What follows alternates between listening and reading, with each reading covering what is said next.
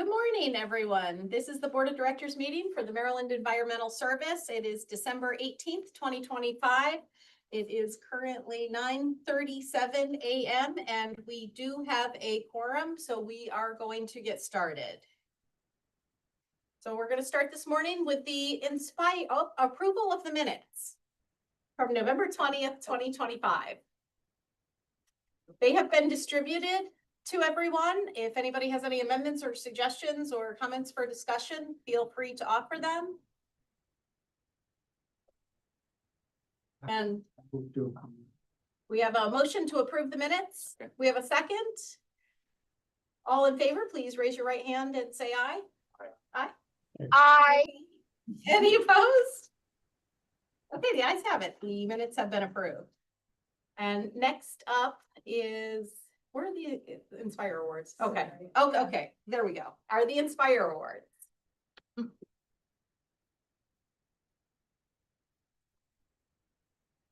We're going to start with environmental dredging and restoration. Good morning, everybody. Today we are recognizing Laura, Emily, Beth, Julia, and Rachel for their outstanding achievement because of their dedication to providing outstanding customer service to our client, the Maryland Port Administration, as well as classrooms across the state of Maryland.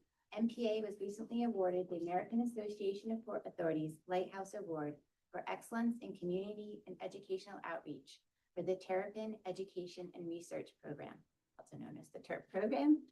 The TERP program is a multi-organizational collaboration that includes Maryland Port Administration, the U.S. Army Corps of Engineers, Maryland Environmental Service, Ohio University, Smithsonian Institute, the National Aquarium, the University of Maryland, and many local Maryland school systems. Since 2005, local schools have partnered with MPA to raise and release terrapin hatchlings collected from Poplar Island, providing students the opportunity to learn about terrapin biology, ecosystem restoration, animal care, and research methodology. Students care for and measure their terrapin throughout the school year, contributing valuable citizen science data to researchers. This gives Maryland students a strong connection to their local environment as they learn about Poplar Island and the port's restoration work. Laura, Emily, and Beth are responsible for organizing and executing the entire TERP program, from providing terrapin hatchlings to classrooms around the state, developing and delivering classroom lessons, and scheduling classroom terrapin release days at Poplar Island in coordination with Rachel and Julia. This award is a direct reflection of their hard work and commitment to providing a top-tier learning experience for students, not only about terrapins, but about environmental stewardship and the work the Maryland Port Administration does. Their dedication to excellence enabled MPA to be considered for and ultimately be awarded the AAPA Lighthouse Award. Thank you all for all your hard work and congratulations on your Inspire Award.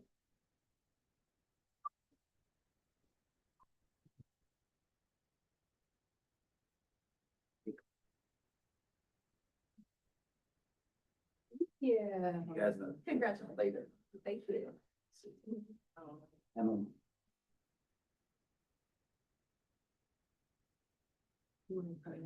Yeah, which will be later. Thank you so much. Thank you. Really? Thank you so much. Thank you. Is there an award for best earrings? Thank you. Totally unintentional. I try to do the Miss Frizzle thing, and my earrings to my lesson. I love it. Thank you so much. Thank you. Where would you like me? Which am I? I'm sorry, yeah, I changed my mind. Julie, where would you like me? Steve. I can just back her up. We need you. In the back.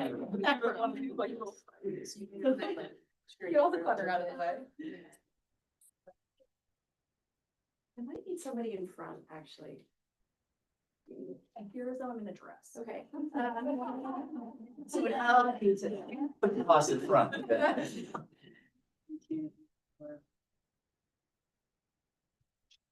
Right. Well, thank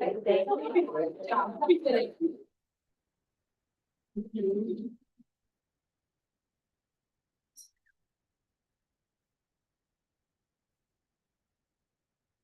And next up, we have technical and environmental services. So hard to follow the turtles. Nothing else seems as impressive, but that is not true. I am happy to present this Inspire Award today to 3 members of the TES Laboratory Services team. The Laboratory Services team is a small but mighty team of subject matter experts, and they provide permit compliance, sampling, and reporting expertise to each of the other operating groups in MES. Specifically, water, wastewater relies on them heavily for all their operating facility.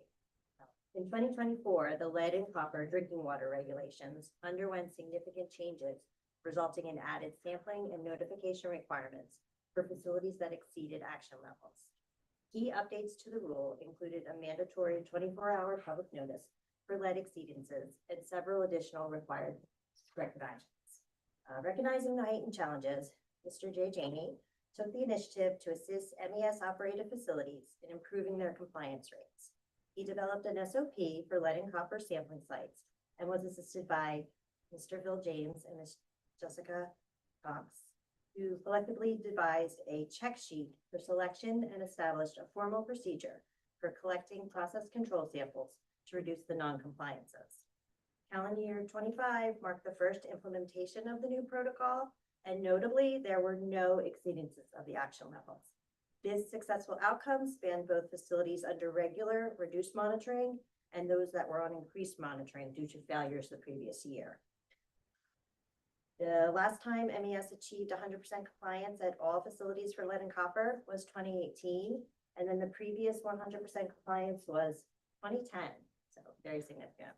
The team demonstrated value for MES clients by reducing costs for additional samples and limiting the need for the public notice. So very much thank you to Jay Chaney, Jessica Cox, and Phil James.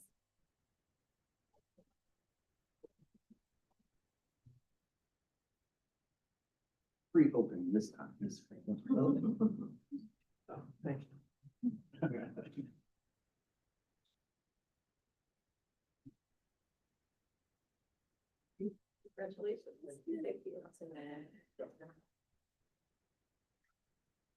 No, just. However. We're gonna get yelled at that we're not Jay. Hunter has to go.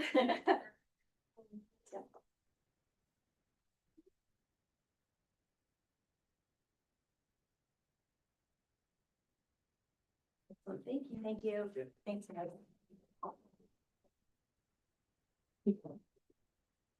And finally, environmental operations.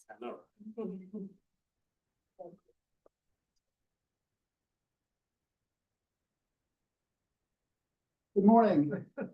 Warm. Speak up because I'm never heard apparently, but I'm really happy to present today this Inspire Award to Bob Strand. Our employees, by and large, understand customer service. It's a fundamental cornerstone of our services here. Customer love us, but Bob really gets customer service. I've known him for over 10 years. There's one thing consistent about Bob is he gets that concept completely. He's 100% dedicated, provides great customer service. And this is an example. This is just one example of many. So fortunately, we have presenting on a particular issue today, but this is typical for Bob. We work with Prince George's County. We provide construction management services for several pivotal and critical infrastructure projects there. Bob is a construction inspector on many of those projects. And he had a pre-scheduled vacation in August of last year. And he had made arrangements with his project manager for coverage while he was gone. And that was all set in stone. Well, things happened, and our project manager had to leave for the weekend on personal matters. Bob, without any question, stepped up, came in on his vacation during the weekend, provided the services that we needed for that weekend. So the construction schedule was a critical part. We were putting liner down, and that's from a weather perspective, timing, a certain amount of time when you have to move forward with the work. It was a critical phase. Without any question, Bob showed up. And that's an example of excellent, just understanding customer service at its fundamental basis. So Bob, thank you and congratulations.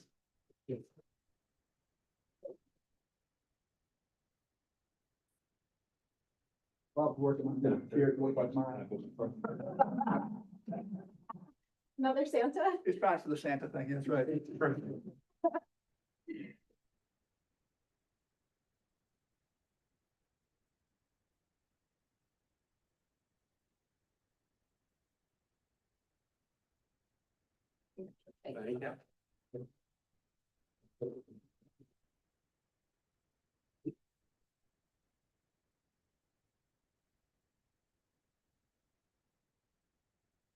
Thank you for all of you that joined us this morning. It's wonderful to see you and meet you, and congratulations. And thank you for your service.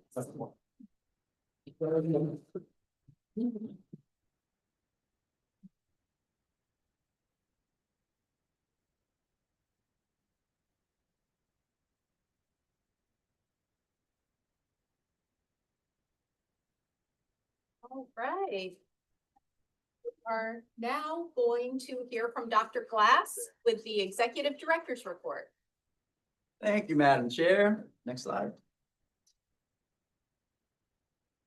During the expenses of this pay period, this evaluation period, Deputy Hertz and I had no expenses. We just came from Winter Mako though, so that'll show up on the next report. Next slide.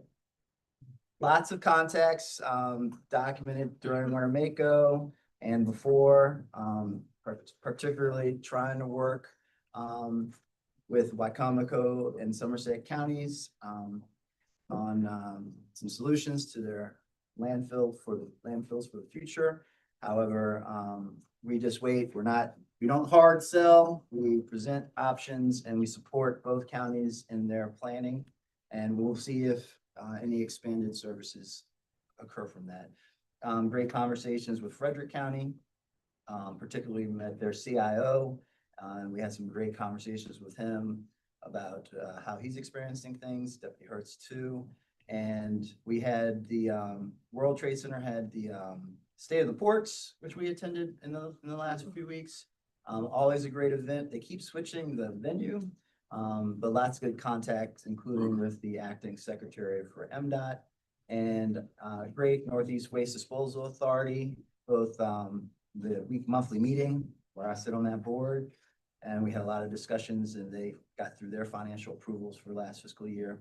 But also in hanging out at Winter Mako, Mr. Tosi and I thought we were ping pong champions and walked two Northeast Waste Disposal Authority members that cleaned our clock, although they were serving illegally and we were allowing it to happen because we didn't want to be for sports. And it is now on the record. But it's now on the record. And Witnessed we witnessed the fouls that were being, Kitty was fouling on her serve every serve. Anyway, but no, and I do want to, I told them earlier this week, I haven't been able to go to Winter Mako because of family obligations for soccer the last 3 years. And I really want to give credit to Mr. Tosi and Ms. Betleon for curating our relationship.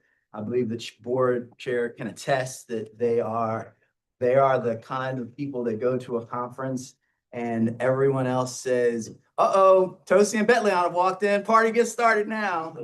So they have a great relationship to lots of our counties. Up until the last minute. Up until the last Every minute. day. Every That's day. true. Yeah. They are present and they are a force, and the location of the MES booth is Thanks to Miss Melanie Miller Aha. for letting us be on Miller's Landing before you walk down to the anyway, so it was a great conference. Already followed up with the Maryland Farm Bureau about bringing back ag tire again. And so MES supports the Maryland Department of Environment when they decide to allow an amnesty for a collection of ag tires. Hasn't happened in a few years, and the Maryland Farm Bureau Executive Director Mr. Parker was asking about it. We already followed up and hopefully that'll get developed. Next slide. Lots of great conversations. I did attend, and so did several staff, the Workday AI at Work Enhancing Human Resources. I continue to work with the Utility Conference Committee that's going to be in March on an AI solution. And we have part of that. I'm on the planning committee for an AI in water and wastewater, and reached out to Hampton Roads Sanitary District. They already have some solutions for their mini pump stations. For those not familiar, Hampton Roads is very flat, and they have over 100 pump stations for their wastewater collection, and they are now using an AI solution for monitoring all those through their SCADA system. Also, Iceberg Sustainable is a company in Prince George's County that is developing some solutions for solid waste into the future, even though we're working intimately on the capital project for the expansion of the landfill. Iceberg Solution has some dirty MRF solutions where you would just take the whole bag. And so we want to support small businesses in Prince George's County, and also future solutions that are out there in the research, planning, conceptual world, not implemented right now. And Verizon cornered me, and we still utilize Verizon, T-Mobile, and AT&T, I believe, for some of our devices. So they asked for a meeting, and of course, they want to have a meeting. We'll grant them a meeting. That has nothing to do with procurement, just to talk about their services throughout the state. All three companies have different zones in the state of Maryland where they are optimal. And so we utilize what's optimal for our sites. Next slide. And here's a list. I've kind of led on some of these. Deputy had lots of context too in Winnebago, and has been engaging with the Maryland Energy Administration as well. Next slide. And just drove all the way out to Garrett County. So That's right, yesterday. Wonderful. A few to scratch off the list. We have a KPI that's going to handle exit interviews. The HR has already implemented this, and they are collecting the data. We've added the AI report and board site visits in the spring of 26. So we'll get you opportunities to go to several sites for it. Well, a site in each of our operational groups. The PMP course in-house is on the verge of being let as a procurement. So we will advertise that. We do have a vendor that we think can meet our needs, but we'll let the competition happen in the form of an RFP, and all the other projects are continuing.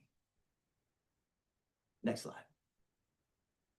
America Recycles Day. So, we participate in lots of different drives and engagement.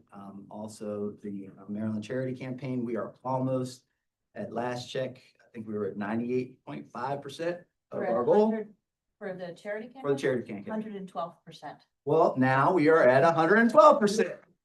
Oh, And it's still open till the end of the month. And I'm sure we will continue to. That's might be our best yet, but I don't know. We have to see what the numbers like. And we also participated in American Recycles Day, Winter Coat Drive. Also, we had some bikes out. I don't know what the bikes are for. I think Toys for Tots. Yes. Oh, and we have bikes. Those are those are the ones we. the built. ones so we had we talked about our Top Golf event that we had as a senior team, and we did that activity, built the bikes during that activity back in September. I think it was September, around there. And so we're donating them for Toys for Tots. So, and this is also overflow from, there's donations from all of the regions. So stuff for Eastern region and out West as well. Next slide. So we're 38th in the Baltimore Sun ranking. So although we'll announce our win, why are we only 38th, right? I don't know if Alabama coach used to say, if you're not number one, you lost, or whoever, whatever. But congratulations to the entire team. Congratulations to the board for all you do to help lead us and govern us. We have now won Baltimore Sun top workplace for the 4th year in a row. And we expect more to come. And now we're going to start focusing on our ranking. And we'll see if we can catch up with some private sector companies that are ahead of us. Environmental, other consulting firms not to be named. But so congratulations to the entire team. Thank you for the survey results, and thank you for everything that everyone does. And we had to change the graphic now, so we just list the win year to year, right? Not the individual placards. It was getting kind of obnoxious on the. Next slide. And I kept it short and sweet this week. So that ends my report. Thank you, and I think it's fair to Oh. say, Okay. only when doves fly. Oh, no, Yes. please, that's supposed to be a private thing. Secretary Flora can attest. I'd like to introduce, since he is here today, Delegate Baylor for joining us. Thank you for joining us and thank you for being a member of our board. Excited to join you all. Thank you. Welcome. You're a politician, so I don't know if you want to say anything or if you're good. Yeah, no, sorry, I haven't been able to make the last two, I think, but excited to join you all. We've had a busy week in the house, so this is a nice change of scenery a little bit. So, and just, prior to becoming a delegate, I worked at DNR, so worked, saw the amazing work that you all do firsthand and excited to be a partner for you all. Thank you. Thank you. And I just want to acknowledge, really put an exclamation point on all the service projects that you just described. That is tremendous. It takes dedication and all of the employees working together to come up with those numbers. And I feel like it's a new definition of service in Maryland Environmental Service. So thank you to all the employees. Thank you, Madam Chair, for all of us. Okay, we are now up to the new business report, which is very short this month. One page, and you can see the 3 projects. Turnaround period. So if there are any questions, feel free to ask. Okay, hearing none, we can move on to the financial report. Mr. Patel, Good morning. good morning. So this chart, the bar graph shows our billable labor, which is the most important benchmark for MES. The fiscal year 25 actual was 18.3 million. Fiscal year 26 is 19.4 million, which is an increase of almost 1 million, a little more than 1 million.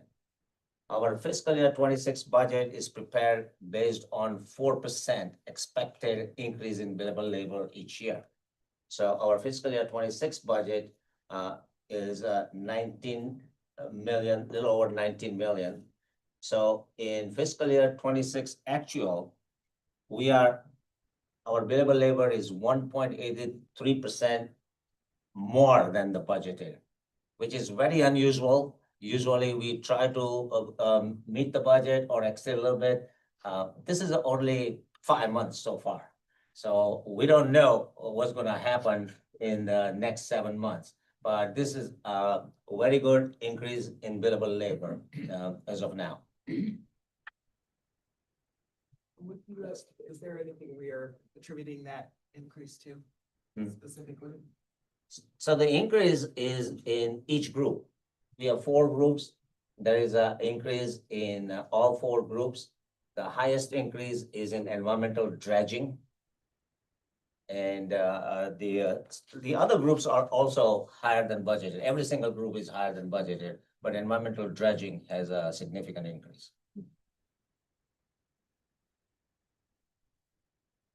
So here we are showing fiscal year 26 versus fiscal year 25. As I mentioned, the increase in billable labor is 5.90%, where we have budgeted 4%, which is unexpected increase. The billable hours are increased by 19,000, which is 3.31%. When we have a billable labor increase, it reflects on our overhead recovery and fringe recovery. So for our every dollar of billable labor, we charge fringe and overhead, which comes to an average of 1.10%. So like whatever we have increased, we have 110% increase in recovery. So if you see the overhead recovery for this year is like 349,000 increase.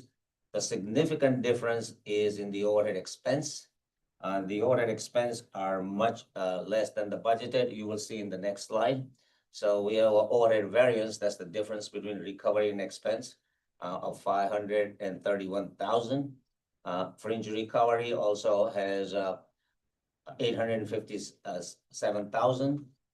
Fringe expenses are somewhat unpredictable. One that we know right now is January 1, the health insurance expenses will increase because every January we get the new rates for health insurances. Employee gets a little increase and employer gets increase too. So that will be affecting that. The rest of it is pretty standard. So our revenues for the fiscal year 25 was 85.6 million. We are at 90 million, which is increase of 4.7 million. And almost 70% of it will pass to the private sector because revenues, we have a pass-through, a lot of pass-through revenues. Next.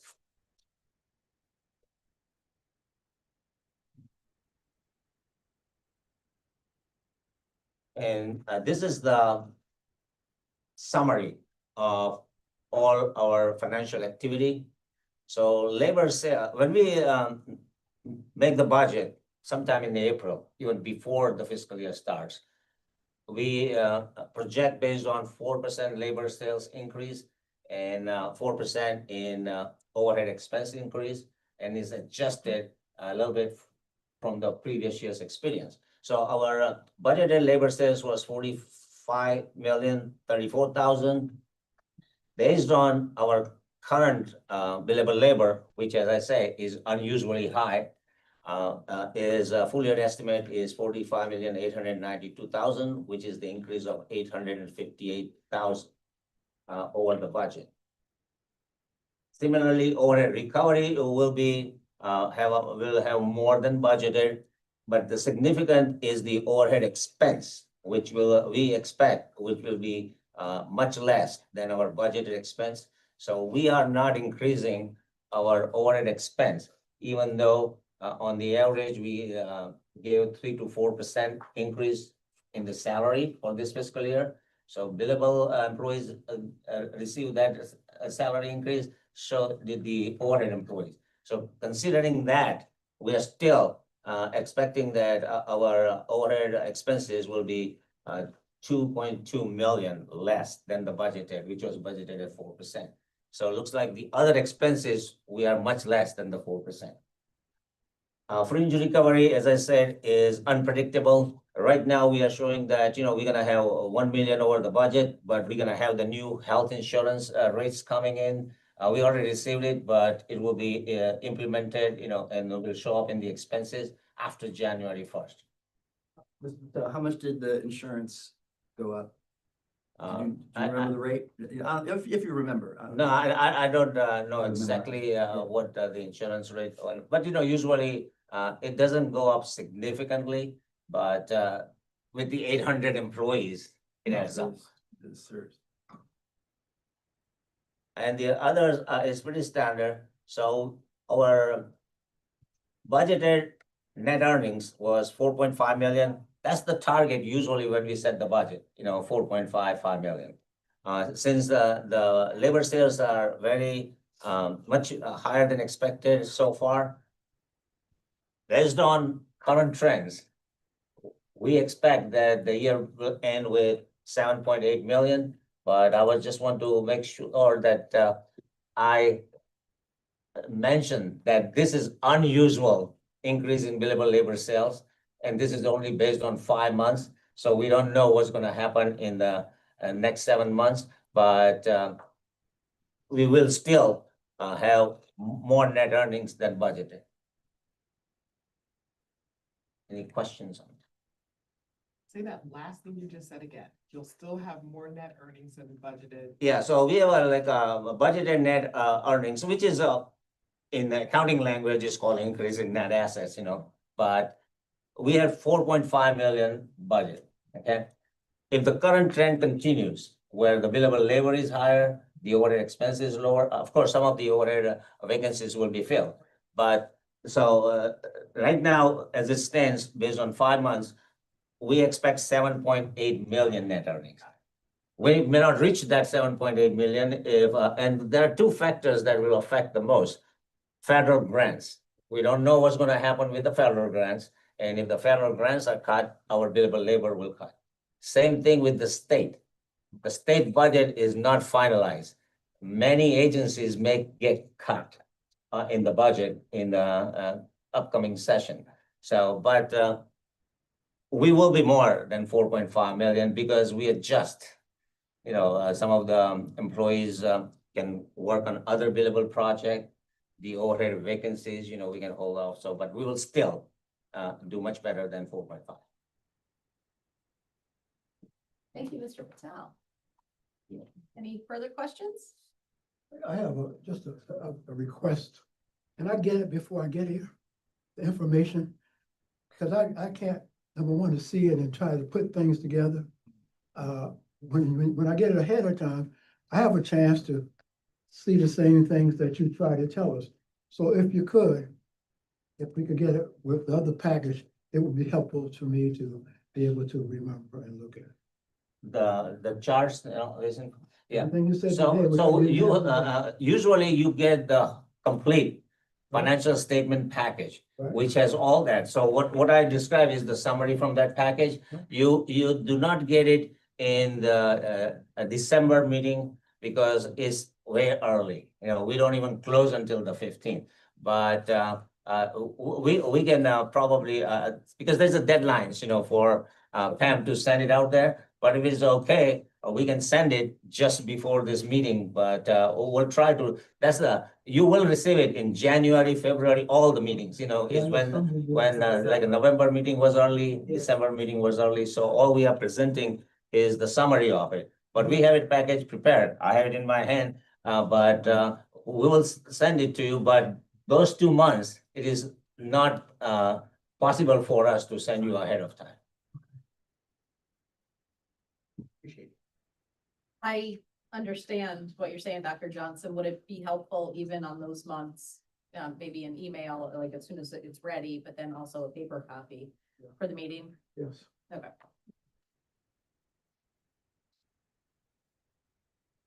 The accounting / math folks love little numbers and big charts, so.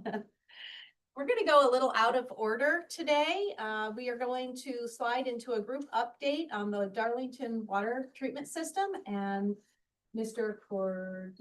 Ms. Ms. Blue, hi? Yes. Did I say it right? Yes. Oh, thank I'm you. old enough.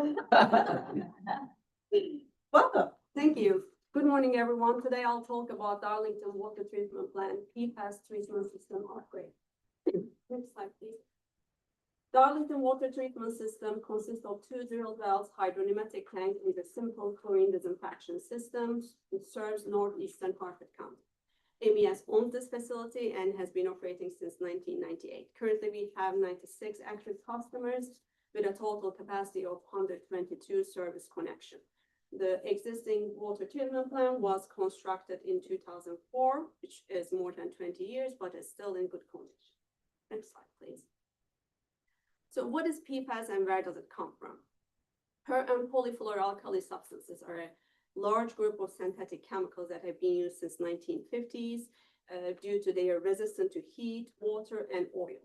They're also called forever chemicals, often called that, due to their strong carbon and fluorine bonds, which is really hard to break. So imagine chemicals so tough they outlast us all. That's PFAS. So where does it come from, though? It is widely used in daily products, including candy wrappers, food wrappers, the cookwares that we use, even in the clothes, even in the dental floss at a high concentration. So it's pretty much is everywhere. Next slide, please.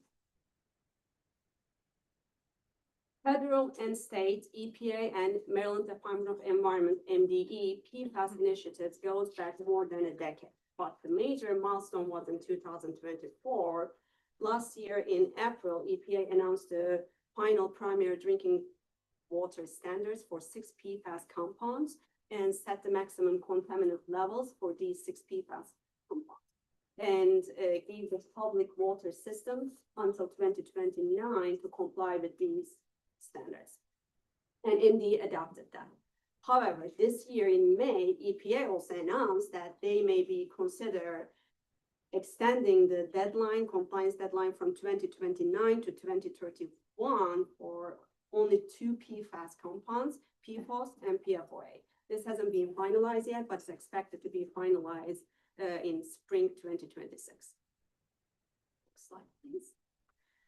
These are the PFAS results for Darlington. Samples were collected from finished water between 2021 and 2024. As you can see from the table, PFOS results exceed the current maximum contaminant levels of 4 parts per trillion. So just to give a sense of scale, parts per trillion is like measuring 6 inches in the 93 million mile journey from the Earth to the sun. It's very tiny. Next slide, please. So I'll go over just very briefly about PFAS removal and destruction technologies that are available. These are the PFAS removal technologies that are available and approved by MDE, including granulated activated carbon, GAC, anion exchange resin, reverse osmosis, and nanofiltration. They both have advantages and disadvantages, but the granulated activated carbon, GAC, is the most commonly used technology between all these technologies, among all these. Next slide, please. And these are the PFAS destruction technologies supported by EPA, including electrochemical oxidation, supercritical water oxidation, plasma treatment, thermal processes like pyrolysis and gasification. So as a separate future project, MES is also planning a capital, planning a centralized pyrolysis facility as a forward-looking capital investment in sustainable biosolid management. However, for this site, for this project at this moment, we will be focusing on the PFAS removal rather than the PFAS destruction. For funding, so to reduce the financial burden and offset the costs associated with the project, in 2024, MES applied MDE drinking water state revolving fund, and we were qualified for loan without any principal forgiveness. So after coordinating, communicating with MDE, getting some feedback from them, we revised our application and resubmitted this year for $850,000, and the project qualified for 50% split between the 2 federal programs, Infrastructure Investment and Jobs Act General Loan, which is basically a loan that needs to be paid. And second portion in the amount of $425,000 is the PFAS Emerging Contaminants Fund, which is 100% principal forgiveness. It's basically a grant. Next slide, please. Prior to start the full-blown design, we conducted initial water quality sampling, and we find out the hardness is higher than the typical range that we would expect to see in the drinking water. So to determine and understand the impact of the hardness and other constituents in the raw water, we decided to design a small-scale pilot PFAS removal system. And you can see the schematic of the pilot PFAS removal system that was designed in-house. Standard operating procedures were developed, daily recording logs were created, and for the process, granulated activated carbon was selected. And as a media, Filtrazor 400, which is a coal-based media, was selected. And the reason is for that, the recent case studies conducted by Air Force compares the different type of media on GAC performance, and it's clearly states that the Filtrazor coal-based media outperforms the coconut shell media. That's the reason that we picked that. And the system is designed for 5 gallons per minute, set to run 4 hours per day. And this was installed and it's been operated since November 12th. Next slide, please. Here's a picture of the pilot PFAS removal system that was installed. You can see the GAC vessel. We were able to fit the pilot PFAS GAC unit inside the existing treatment system without major pipe modifications. We don't know if you can see from the picture, but we install pressure gauges both on influent and effluent line to closely monitor the differential pressure throughout the GAC. And since this is a pilot study, we are not sending the water after the GAC to the distribution system, rather we are discharging outside via geobags. Next slide, please. So here's, I don't know if you can see, but these are the lab results. It's been more than a month. We are regularly collecting weekly samples, both influent and effluent samples, and checking the conductivity, pH, chlorine residual, and hardness, in addition to daily check for the pressure differences between before and after GAC. Before we start the system, we did our first backwash, which is basically just to get rid of the fine media and the air. And after that, we collected our initial sample, the first day sample. And as you can see from the result, in the influent, PFOS and PFOA result exceeds the current MCL limit of 4 parts per trillion. On the other hand, in the effluent, everything was non-detect. So everything looks promising. And so far, it's been, like I said, more than a month, and we haven't seen a major change on the pressure difference, and we haven't detected any chlorine residual after the GAC. So everything's looking good. And that's all. Thank you. I have questions here. Dr. Glass? Well, I was just gonna say, just tell them what non-detect for most of those compounds is. Yes, the detection limit for the lab testing, I believe, is at 1.8 parts per trillion. So anything is that if it's less than that is considered not. What is the geobag made out of? I mean, is there PFAS? I mean, you would think something that is. That's a good question. I haven't checked if there's a PFAS. It may, so that's a good question, That's a actually. great question. Because then that makes everything very different. I just had a couple, because now you have to think that through, right? So the one thing you said that I wanted clarity, you talked about the technology, all of them having benefits. And so you're kind of making a choice based off of different factors. It's the reason, this is a just pilot study, we want to Yeah. see how it performs first of all, but Yeah. the reason we picked the GAC is the most common one that being used based on the current case studies.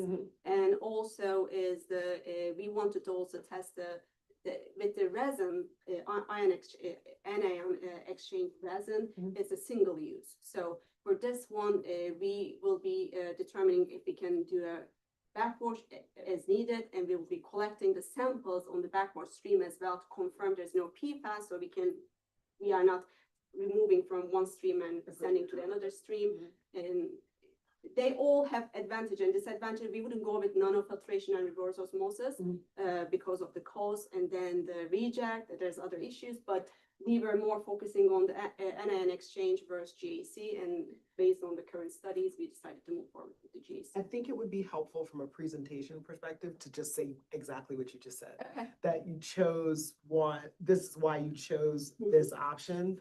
I think everything else seemed fine to me. The question that it sparked was, well, which is the most cost effective? And so understanding both the decision and kind of all of the factors that weighed into the decision, I think will be more helpful when you're trying to advance beyond a pilot stage to the next stage, and people would understand kind of all of your thought process. But if your presentation had it, then I wouldn't ask a question. Yeah. And what do we use instead of dental floss if we want? Oh my God, you should have seen my face when I first saw that. Same. Dental floss was in- I was like, oh. That's actually a very high concentration that I was surprised when I first see. But there are PFAS-free dental. Like, I think it's cotton only. I think that there's a. Ma'am, The well, wax. Oh. She- You sent a link. Ms. Curtis has shared a list with all of us from the pre-board meeting, and we'll be happy to share. it with you. Dentist? There are That's not- options. There Absolutely, it's like. It's a part of a regimen. Yeah, Those options are not at exactly. Costco. Don't actually pass. Yeah. Super helpful, thank you. Thank you so much. Do you think that that presentation was gonna elicit as much conversation, maybe more conversation than any other presentation. I'm very interested in PFAS though, so that. I think we're all very curious, such an unknown area. So, thank you, that was wonderful. Okay, we're gonna go back to our regular programming with the Human Resources Report. No. Ah. Oh, we're still in Darlington. That's why I was confused. Yes. Mr. Patel. So the board of directors received this Darlington 10th biennial update. And a lot of pages in that, a lot of calculations in there. So I'm gonna go through some highlights of it, and then you can have questions, and then we will have conversations, because it's a lot of information in there. So this is showing where the town of Darlington is, and we own and operate Darlington water treatment plant. There are 122 possible connections and capacity in the Darlington water treatment plant. 96 connections are active. That means there are houses, a library, or commercial property to that. The rest of them are what we call stub out. In other words, when somebody wants to build a house or a building there, we are ready there. We just have to connect from the main line on the street to the property. Until now, we were not billing those stub outs. We just bill 96 active customers. Now we are concentrating, and we can build 122 stub outs, because we're gonna install the PFAS system, and the debt payments, the maintenance and all that is gonna benefit the future connection. This is a capital expenditure, and if somebody builds the house in the future, they are benefiting for it. So number one change is we're gonna start billing 122 the possible connections, and we do have their addresses and ownership records. So that will be implemented as soon as it's approved, and we go through all the legal steps. The other thing is that the deadline to fix this PFAS issue is 2031. It was 2029, now it's extended to 2031 by EPA. But MES is trying to get that issue fixed as soon as possible. In the future, it will cost more, and that's why we were trying to get the grants 100%, so there is no burden on Darlington residents, but we at least got a 50-50. So we are, this update is presented with the assumption that we're gonna move forward with it. Of course, there are a lot of legal steps, but first I want to inform the board and get their consensus before we go any further. But we want to fix it as soon as possible. We do not want to wait till 2031. As SG explained, we already have $425,000 loan forgiveness, which is almost 50% of the cost that's gonna happen for it, which is a very good thing. Good question. The one thing I heard was that it's principal forgiveness. Is that correct? So not interest? No, it is interest too. Yeah, I actually mentioned principal, but it's principal and interest. Okay, so it is principal and interest. Okay, carry on, sorry. And it says, if we make the payments 10 years, we guarantee we're gonna make the timely payments on 10 years, I don't know why they put that kind of a condition in there, but that's the condition there, but We we want to will. make sure it's built. That's why they put it in. Do you have the other slide there? So what is the basic change? For as long as I can go back to the records for 20 years, or maybe ever since we started operations of Darlington, we increased the fixed fee by cost of living index. Okay? we never increase cost per gallon for all these years. So almost every year, MES operated Darlington at a loss. But it was not a significant loss, because it was like, last 5 years, it was from 7,000 to 4,000. But that was not a significant amount for MES. And, we know Darlington residents and all, they had, some of them are there for maybe 30 years, 40 years, and, they probably have a hard time paying the bills. And MES say, okay, it is already built, we are operating efficiently, and if it is a 4,000, 5,000 loss, we're not gonna worry too much about it. But we did increase by CPI. One of the problem with the CPI, anytime you have CPI as a benchmark, that's the consumer price index. That is based on the groceries, fuel, electricity. What we are looking at the cost increases here are the commercial increases, where the chemicals, the commercial material, the repair and maintenance and all that. So CPI does not justify increases. So what we are proposing here now is we're gonna go 5% flat year after year, okay, instead of CPI. That's one of the change. So if you look at it here, currently, our fixed fee for depreciated capital expense is $114.67. So we're gonna keep on increasing that 5%, which is not a major impact on the residents.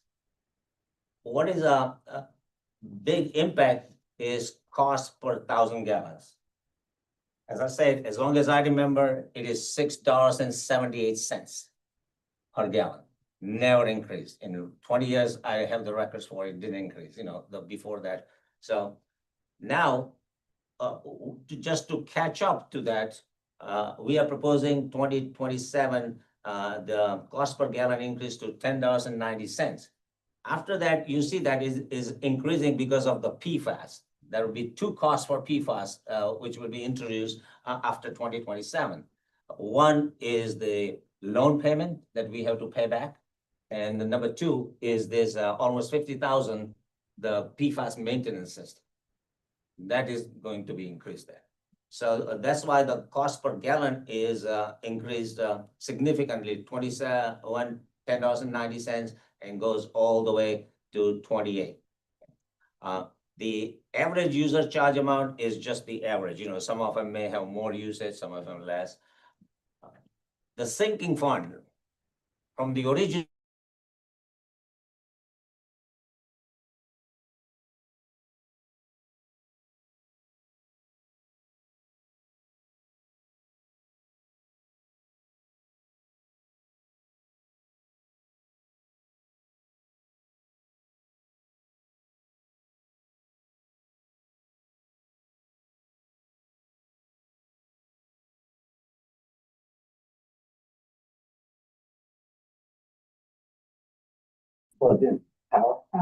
No, I mean, I'm connected.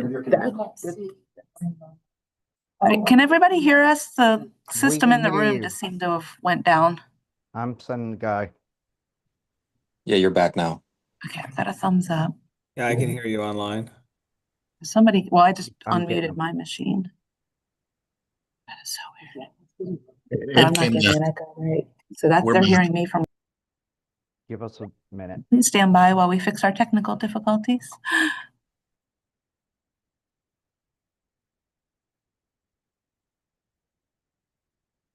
So the conference room PC seems to have stopped.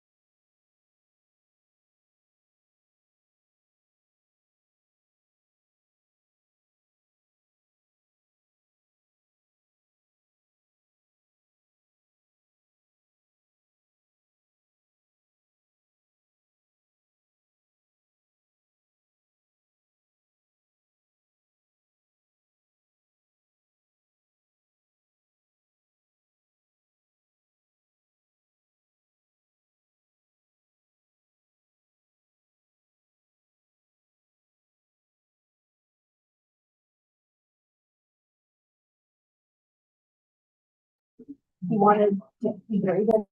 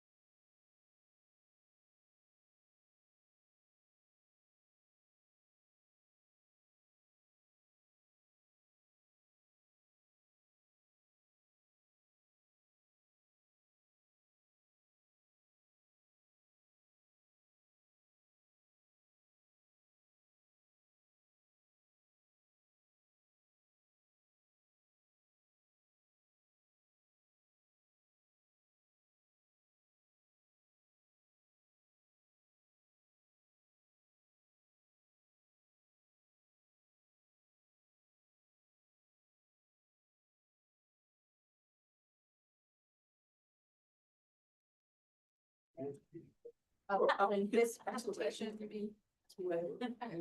Daryl, if you're gonna go deep, then I would. Okay. Yeah. Yep, so this is a lot on you all to. They're decide whether. Yeah. Oh, they all turned their cameras off. Crisis and everything. Okay, let's look. I can still see them. Ash. There you go. Alright. Still about 90 seconds out, best case. FYI. It should be live. Okay, All right. excellent. Can Thanks. everybody hear us now? Can hear you. All right, thank you. Sorry about that. The computer in the room decided to take a break. We got a couple of stragglers coming right back into the room and we should be right back. Meeting momentarily.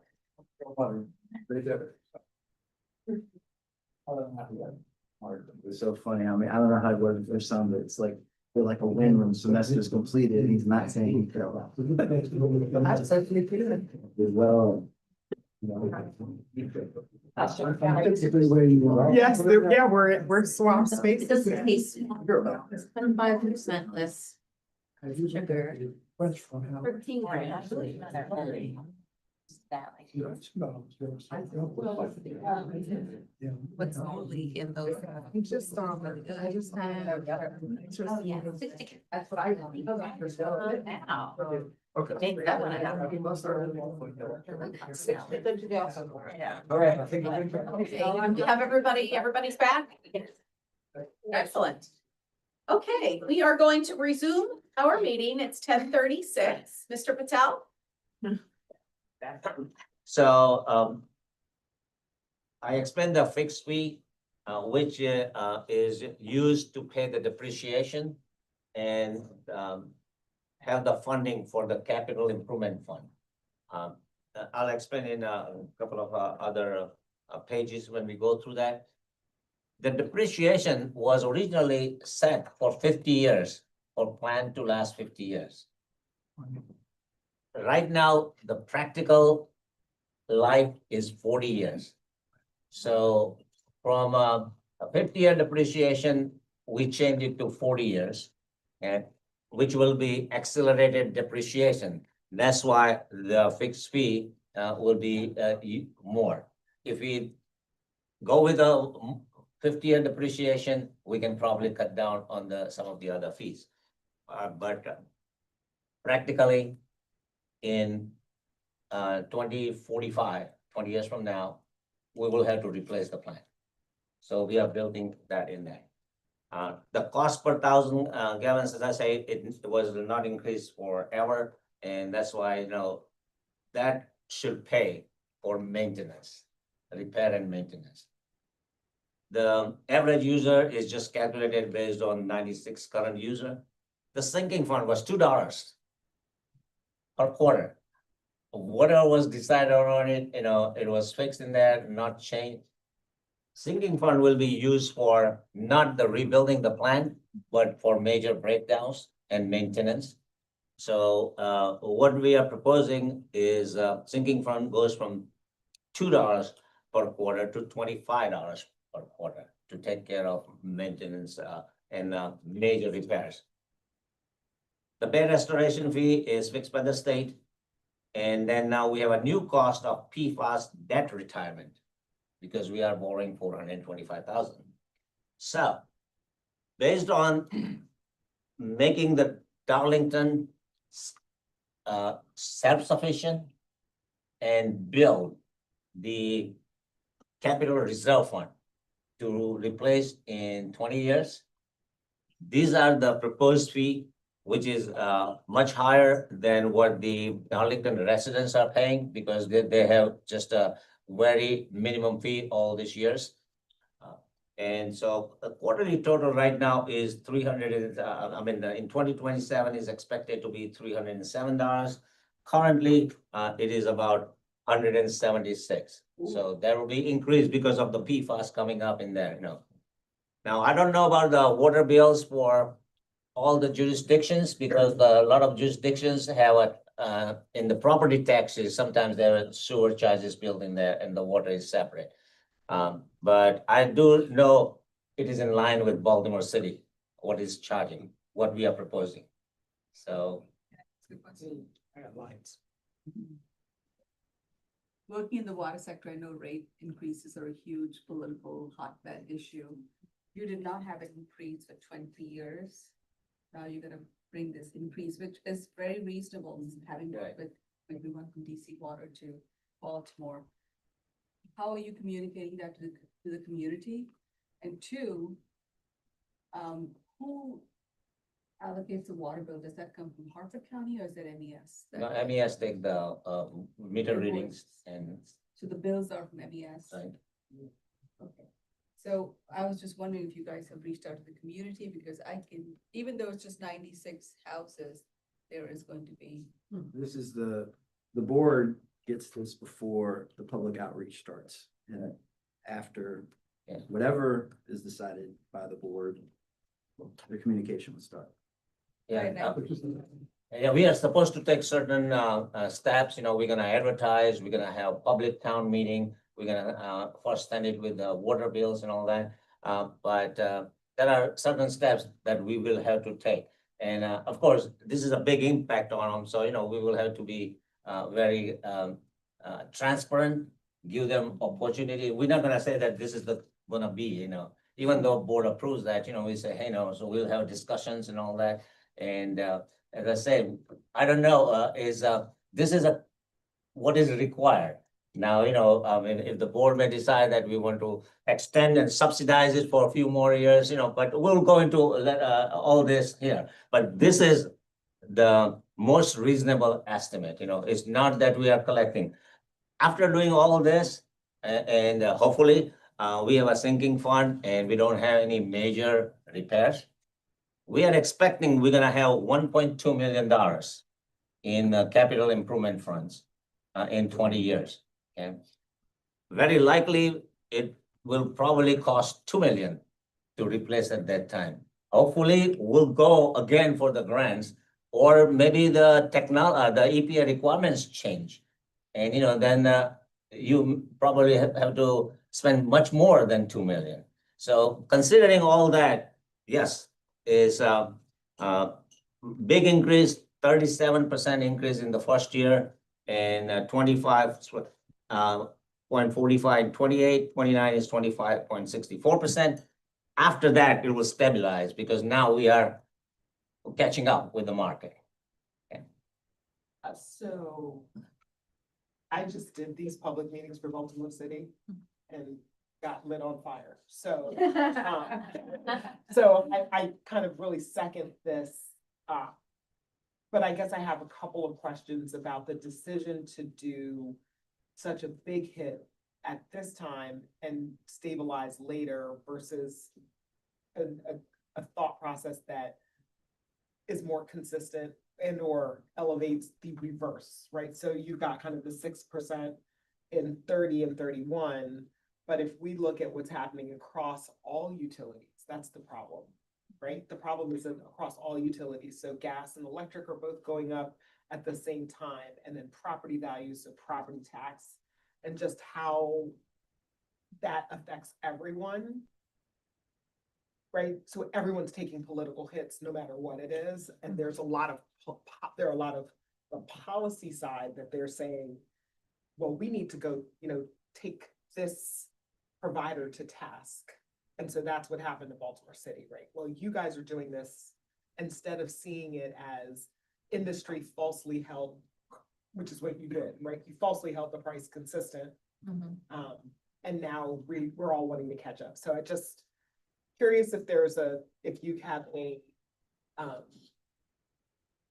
proposal or an alternative to this that maybe does it a little bit flatter than the way we're doing it, and why you chose this way. Yeah, so, I know the percentage increase, and all that, is, the actual calculation. What we are looking at is the quarterly bills, okay? Mhm. From 307, 384, so that is consistently going up. Mhm. If we start with a very low number, it will never. You'll never catch up. Never catch up. And we have a fact that we have not increased the cost per gallon. Mhm. It's $6.78 per gallon for 25 years. I know 20, but I'll have exact number, 25 years probably. So we have a selling point at that point. So we have not increased the usage rate for all these years. So we are just catching up there. And then after that is the PFAS that's costing the money. I don't know whether there is any possibility. I did mention it. I looked a little bit on it, that we can probably get the grant after that. We have this grant for 50% grant, 50% loan forgiveness. And as you can probably tell, we can still make some more efforts, right? Yeah, so we will keep trying. This is the reason right now is that we want to get it done.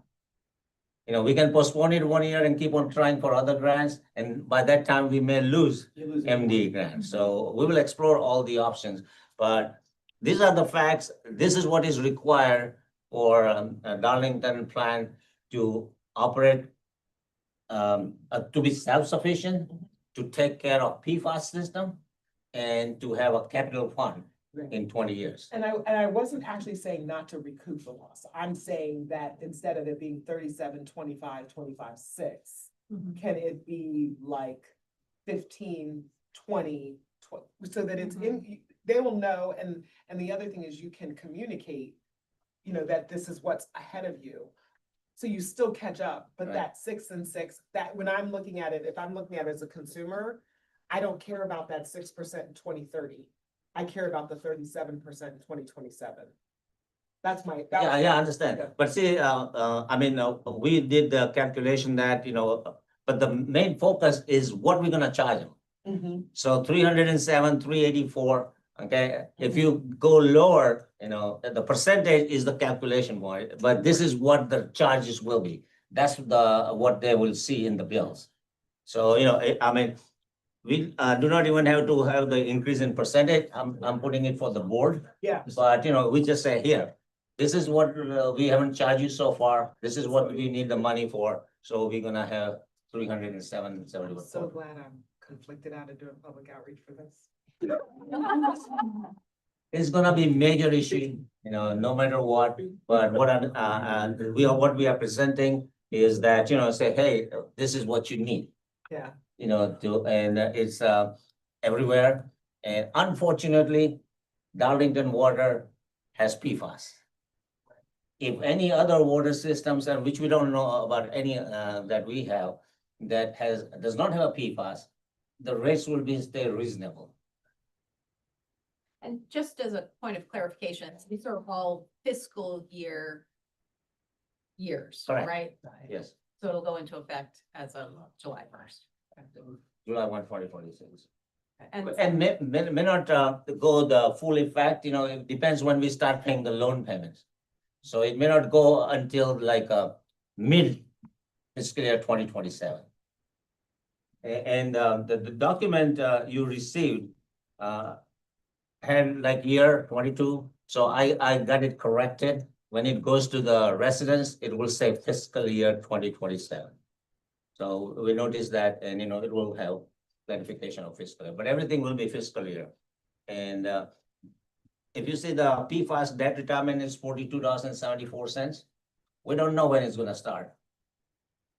But very likely, we are estimating that mid-year, fiscal year 27, it will start. Those are possible opportunities, though, in managing the cost, right, is articulating that publicly, that, you know, we will put that cost in when we have to incur it. So that could let people see that the bill is 307, but maybe right now the bill is 285. And that could be more palatable, because you kind of say, we're doing it when we incur the costs, and that publicly come across better. I don't have to do it, so I can get all the.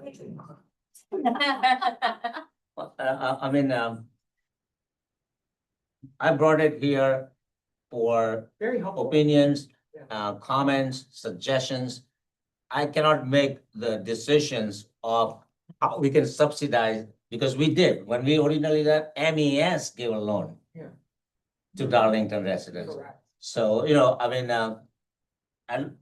I'm not suggesting whatever, I'm just bringing an alternate that MES can give a loan that the Darlington residents pay over 30 years to soften the effect of this, you know. But that is, I think we can justify what is presented to them, but it's the board's decision, you know, how you want to proceed with it. Secretary Flora, your hand is up. Yes, hi, thanks everyone. Thanks for the presentation. A couple of questions. One, I can't quite tell who was speaking earlier, but I wholeheartedly agree that this is one of multiple hits that are happening at the household level with the rising energy costs, and what we're doing, I think, to try to address that at the state. Also, on the energy front. You know, it's here and we can't do anything about that. We obviously need to ensure that people have healthy, safe drinking water. I guess a couple of things. One, we don't know what EPA is going to do. There's a lot of volatility there. Not that I would like to see them reduce their requirements, because that is not good either.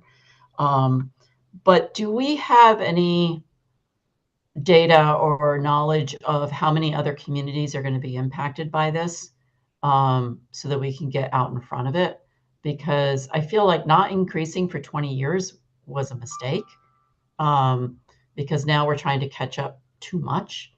And it would be good if we could try to identify where else this might be a future problem. And, you know, the idea of all of a sudden a hit after 20 years, that may sound like justifiable to us, but to someone who's on a tight budget, that was our, you know, that's not their problem, so to speak. It's like now they're getting hit in their budgets right now.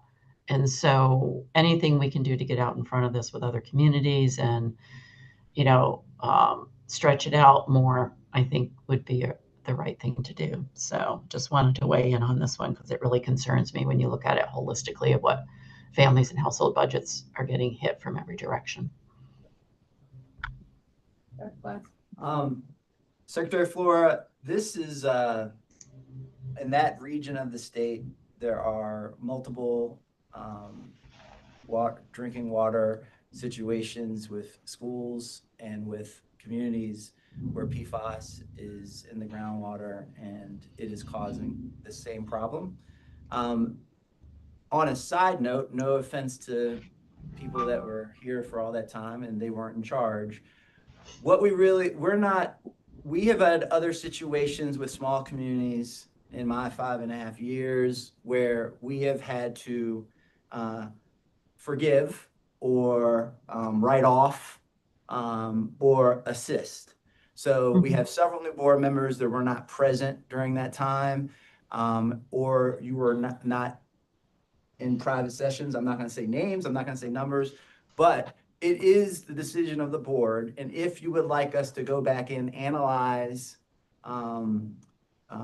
possible ways we could use the resources of the agency to pay a portion of this mistake, if we want to say that way. My interest as the executive of this organization is that we could be attacked in another direction by not handling the PFAS problem, regardless of what the federal rules are. Oh, absolutely. As there are large lawsuits in other jurisdictions that have been completed. And then we would, by having all of these discussions and the presentations, be complicit in continuing to have carcinogens in drinking water that we provide. So if it would please the board, and I'm not gonna, we could come up with other paths forward where you know the size and scale of the entity based on some of the numbers you've seen over the last few months for the new board members, and that is within your power. It's not within my power because I have serious limits on what I can, you know, and obviously we would go into closed session to address this as it deals with a major financial issue. But I want you all to know that you are empowered as a group to make those types of determinations.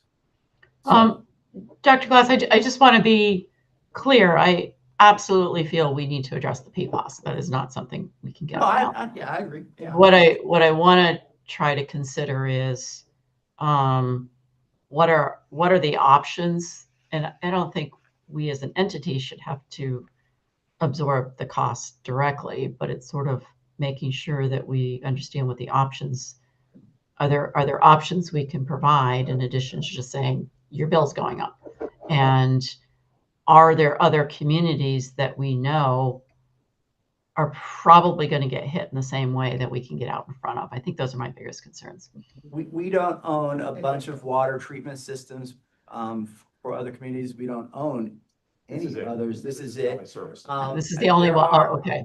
There are stories from Western Maryland, and I was contacted because there was confusion in the name, that are other small water systems go before the Public Service Commission and the PSC, and they have had some extremely large rates due to not just, so this isn't just the PFAS, this is a lack of capital planning, right?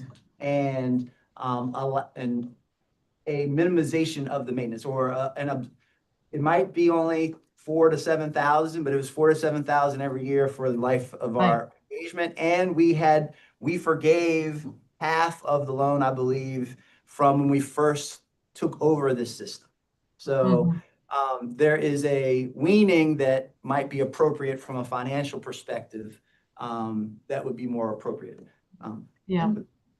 Oh, please, I saw on the, and then you had. It sounds first. I just have a clarification, I think, because we're not being asked to approve these rates today. No. We're just considering the proposal, right? And there will be a public hearing, which the citizens will have the opportunity to make their views known before we would vote on this. No, but so there will be public hearings and all that. And right now, we're not gonna approve anything. We're not asking board, but we should have consensus here before I take it to the public hearing. That's the whole purpose of it. Give you options. Mr. Lipinski? Yeah, if I may, just real quick, I guess on the, as far as the other water supplies in the area, Harford County has a number of their schools that are now have PFAS contamination.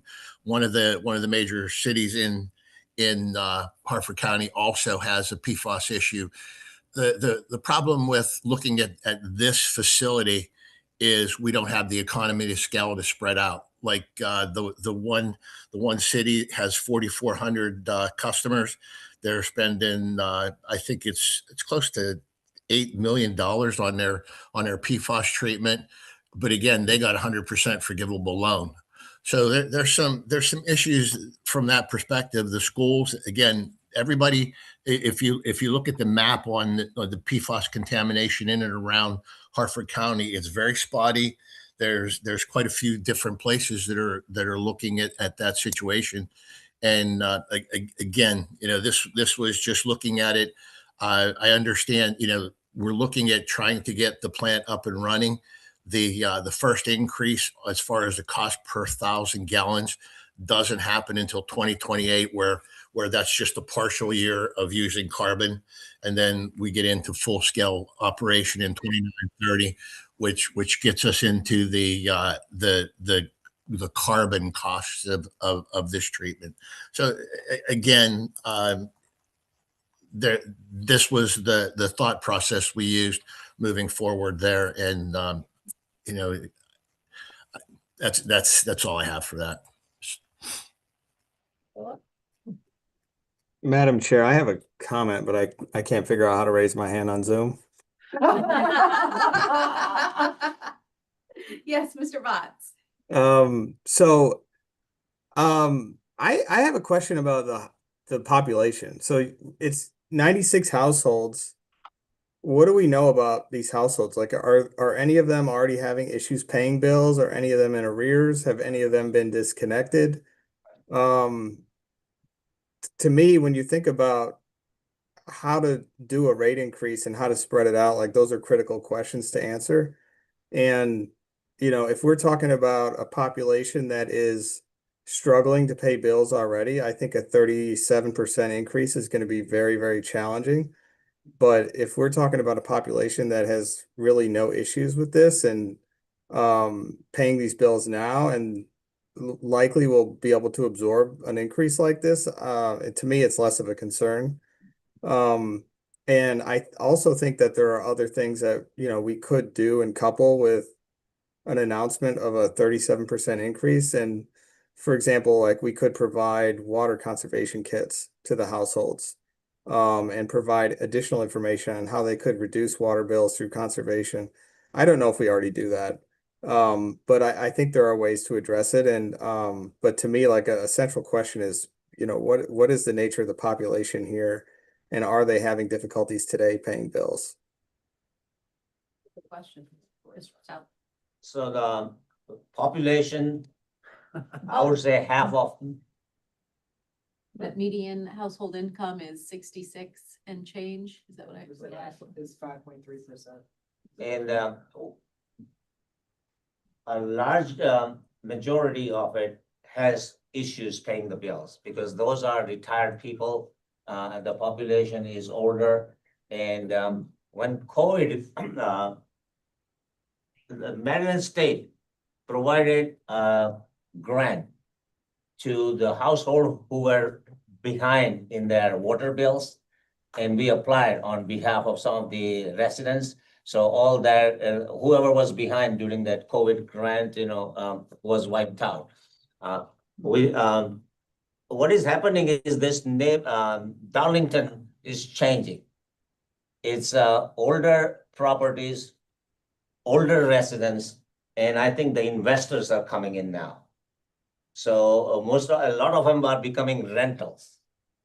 Is the whole population is changing, and we see that a lot of these older residents who were there for years, you know, are moving out, and new investors are coming in there. So that's the population there, and yes, they had they still have a difficult time, you know, paying the water bill. But now you have investors who are getting the rent, and then you have these older residents who have a hard time paying the bill. So that's the balancing act.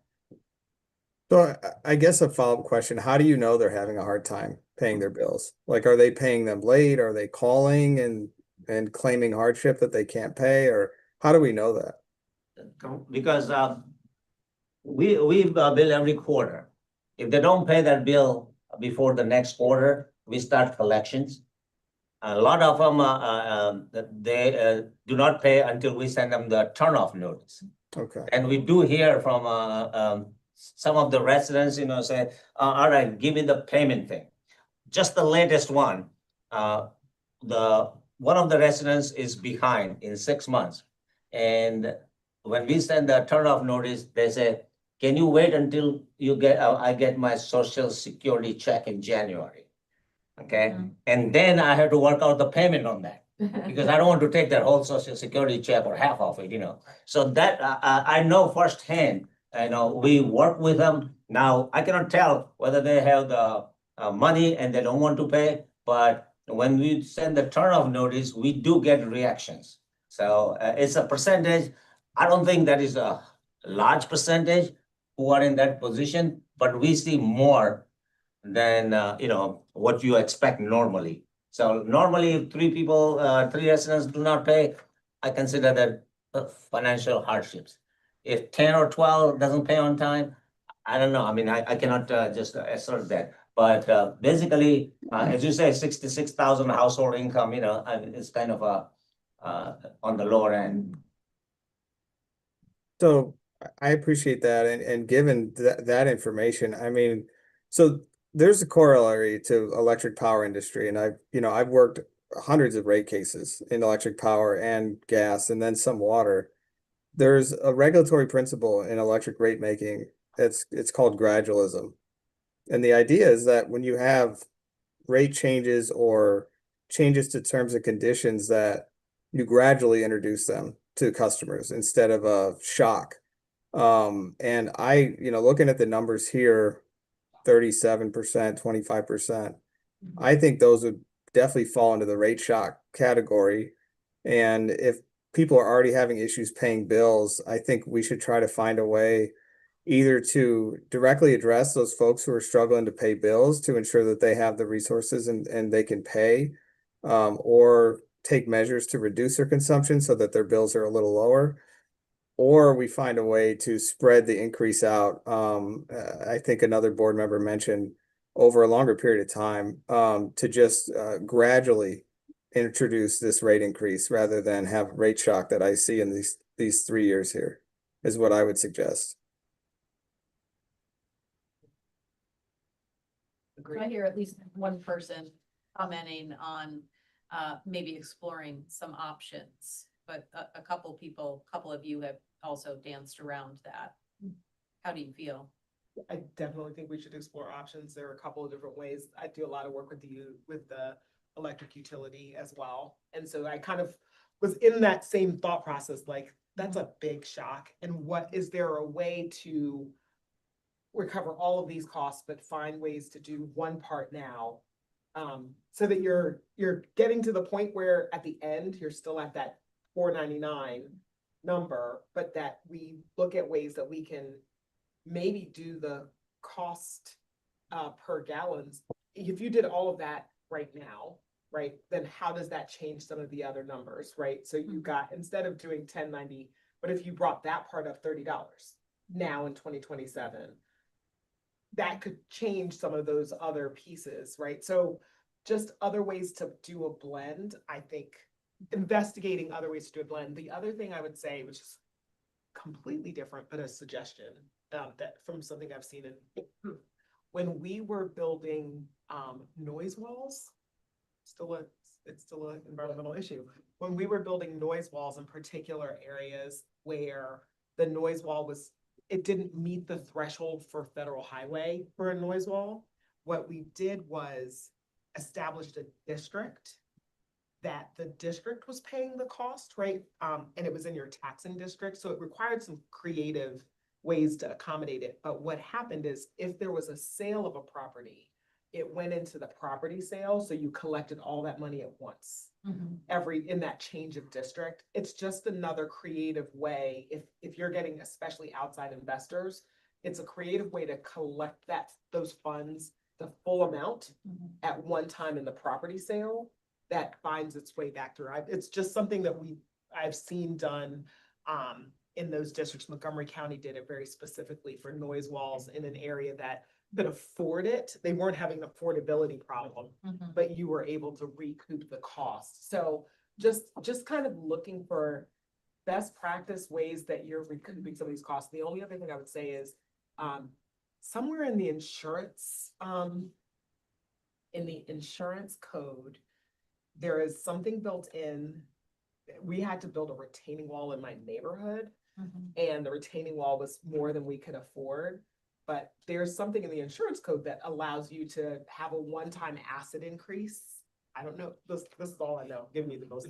It was like a one-time increase that you could cover with insurance as a way of covering something. So just investigating some of those other unique strategies that it's covered in a person's insurance premium. And so then we can recover the loss faster, but you're recovering it from a different resource that doesn't put so much burden on the individual resident, especially with such a small group. And then looking at like WSOC is doing, what they're doing in their decisions around PFAS is, they're doing something else creative. My team is working on it. I have no idea what they're really doing, but just like looking at, I don't have no idea. I just know we're working on a project, but just looking at kind of what, so that we could be making the argument in comparison of what other utilities are doing, so that what we're doing seems in line. I think kind of Mr. Bott's point, if we want to look consistent, we don't want to be the one group that's not, and Baltimore City kind of took a all approach like this, and they took a bit of a hit. Yeah, it's a pretty bad beating, so. Okay, so just out of curiosity, have you explored, or is it even possible?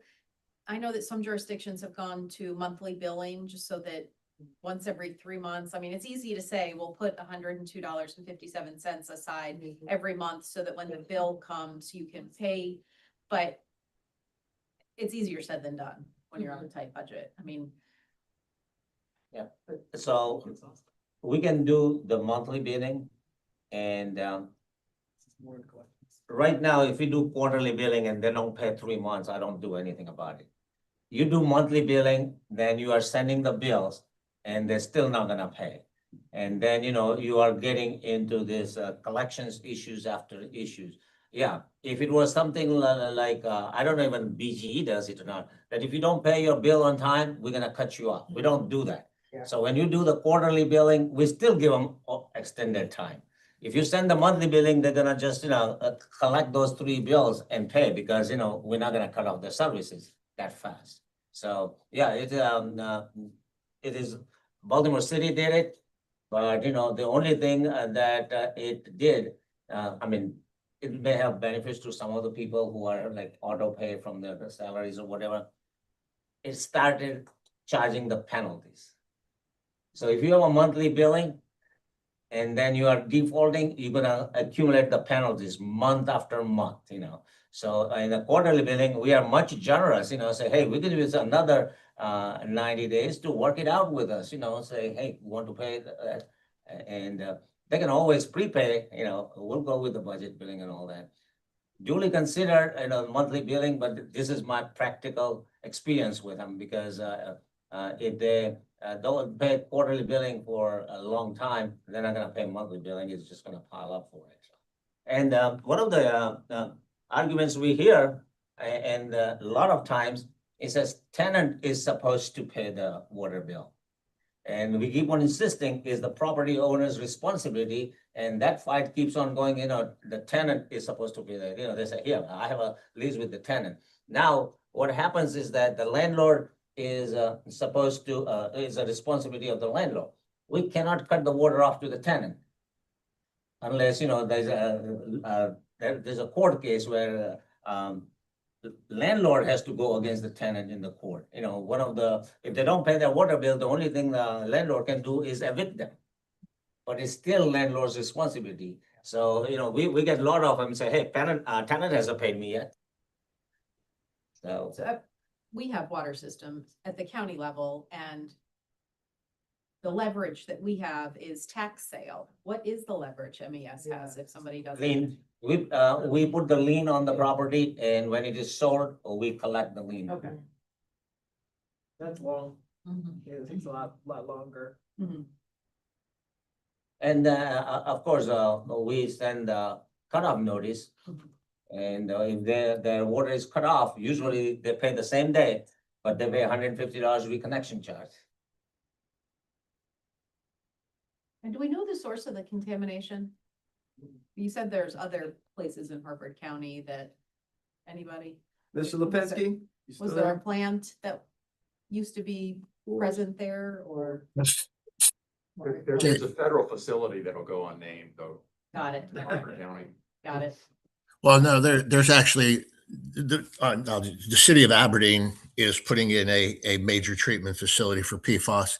And I know we have provided some information to Harford County schools on PFAS treatment. They rejected our proposals, and they're looking to go ahead and put PFAS treatment on all their schools. And at this point in time, I think the students are still getting bottled water for all those schools until they get moving there. So Matt, there's go ahead. The question was, do we know where the PFAS might be coming from? Do we have an idea? No, it's kind of interesting because Deputy Hertz and I and we met with MDE and talked about that. And there's actually MDE actually has a link that shows you where all the PFAS contamination is. And they're honestly looking at that. And I'm actually a Harford County resident, looking around Harford County. You know, there's really no rhyme or reason of where it showed up and how it showed up. So it's not consistent with any kind of activities that are next door to it. So it's really, I'll dig up the link and send it to everybody so y'all can take a look at it. But again, there's no consistency of where it's coming from. Thanks, Matt. I'm sure there's going to be, or in some jurisdictions have already started litigation against a known source of contamination. It sounds like we don't have that option. And are they connected to the septic system or to the Harford County plant? Their sewer, pretty much. Darlington is not sewer, Mr. Plinsky, correct? Is there a septic? They're It's all septic. all septic, yeah. So right now the PFAS is going right back into the ground.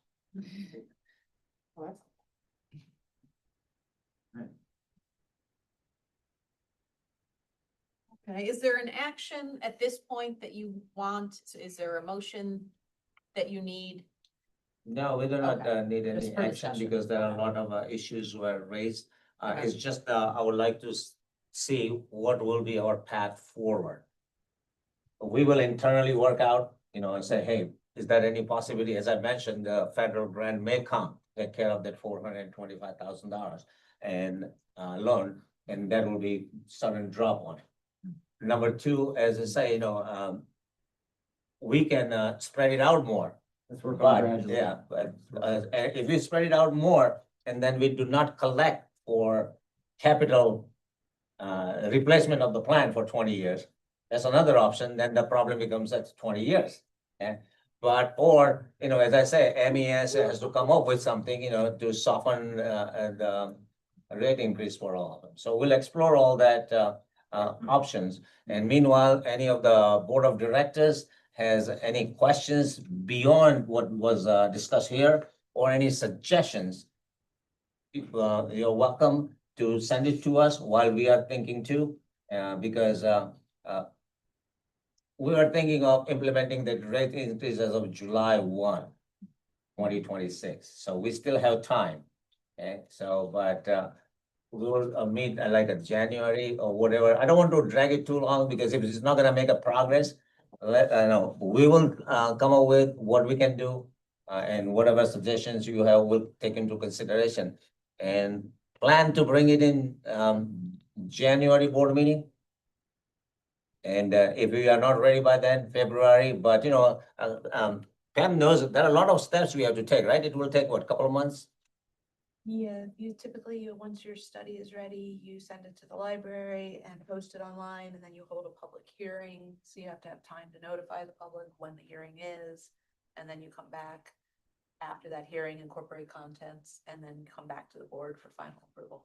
But then they can appeal to Public Service Commission too, right? Yes. Yeah, so it's a long process depending, and with even we soften the rate increase, all you need is one person.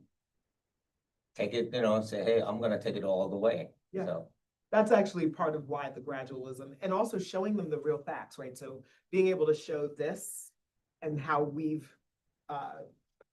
thought this through and kind of where we got from here to something that looks less and something that looks less, it just shows intention, and the PSC's response is also based on seeing that you're being measured and thoughtful. So even then, they will make a different decision if they see this is where you started, Right. and we ended up somewhere else that's half of that, right? But still gets you to what you need. The PSC will say that it was, it looked like, you know, we did due diligence around it. Should the board at least look at saying that the calculation methodology is what we are agreeing today.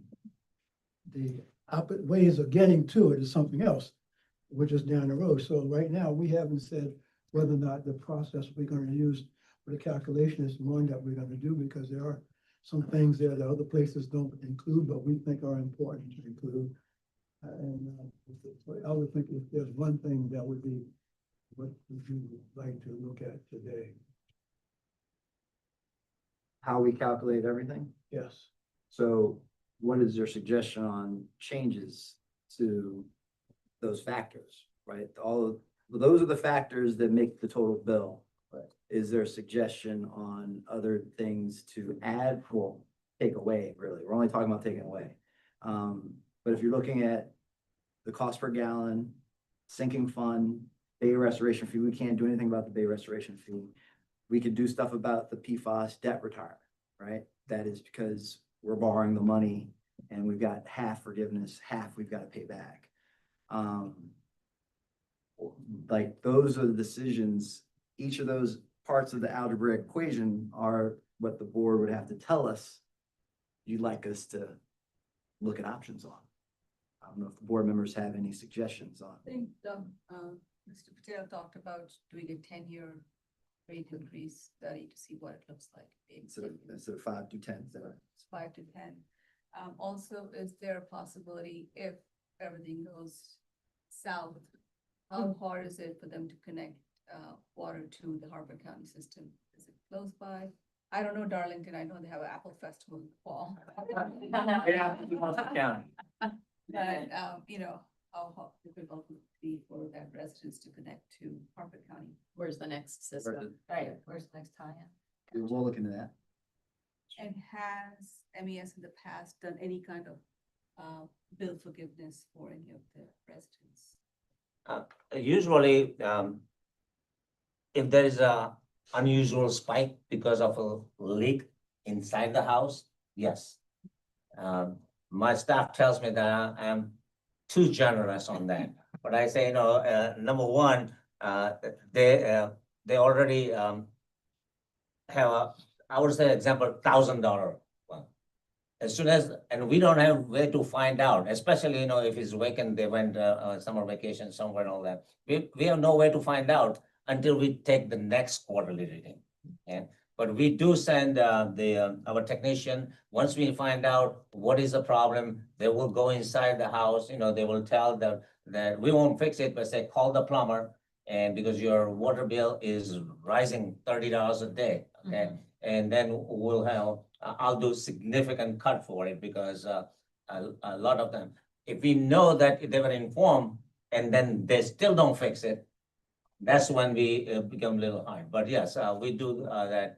And sometimes the settlement company does not even contact it. It's not like a settlement in the major cities and counties where the settlement company has to have a lien release from it. So sometimes that happens, and then, for a small amounts and all that, we don't want to pursue that, but we do, once we find out, we go check on ASDAT, like a real property search. And if the property has changed, we try to find out what the settlement company was, and then we go after them and all that.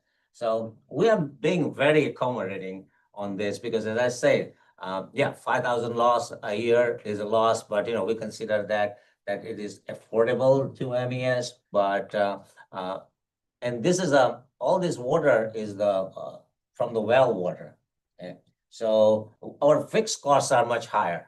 It's not that, it's like a 1,000-gallon leak is the actual cost of 1,000-gallon leak is not that much. So, it's a judgment decision, and I usually try to accommodate the residents as much as possible, unless they are avoiding calls, they are not responding. So that's all. So are we manually reading the meters, or do we have radio? No, we have meter readers. So can we run leak detection reports from time to time? Oh, yes, if they go, to- but to stay it's not a ahead of it. remotely, you know, you have It's to not a have. smart meter. That was what if it were a smart meter, you have that. Huh? If it's a smart meter, you have that remote ability. Yeah, I don't So- know. so just- SG or Matt, no? Yeah, just real quick, it's, the meters are about 25 or better years old. The touch reads don't work anymore. And what we're doing, I just talked about this, we're opening up every meter crock to read the meters. So I know we talked about monthly readings and that stuff, and you know that's another issue we're going to have to tackle down the line is the meters. But I know exactly what you're saying with some of the smart meters. You can see whether it's there's a leak or anything like that in the house. So yeah, that doesn't exist at this facility. Since it's such a small amount of users or households, might be worth. Could be worth it. Right, exactly. If they're already struggling with their bills, I mean, if you can stay ahead of $1,000 bill because of a leak. I mean, a toilet leak it could be up to a gallon a minute. So I mean those are critical. And there's no question we could probably go ahead and put together a quick flyer to everyone to send out and say these are things to look for. You know, the toilet leaking, put some dye in the back of the toilet tank and that stuff, and do some things with conservation.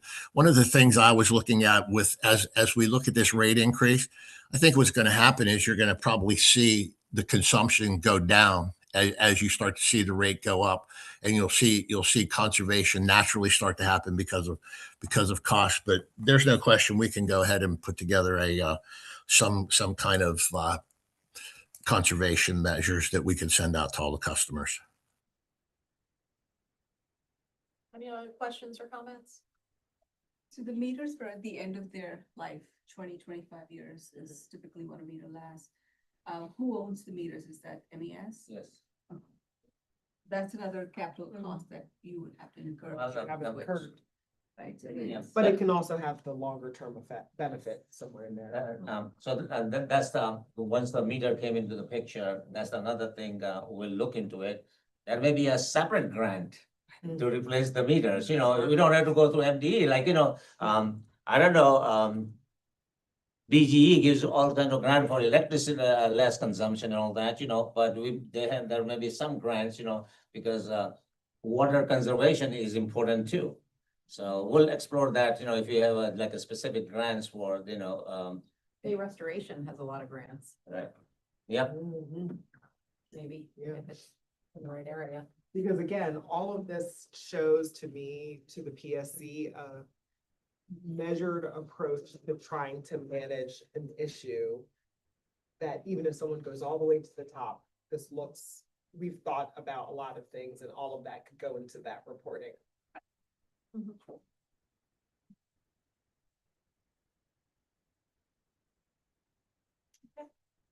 Thank you. Dr. Gross, you've been very, very patient. Would you like to give us our human resources report? It is still morning, so. We're getting close. Well, good morning, everyone. Good morning. We closed the month of November with an MES only vacancy rate of 3.30. That included 9 new hires, of which 2 were with the CBT, as well as 11 terms. But of those terms, there was 1 intern and 3 with CBT.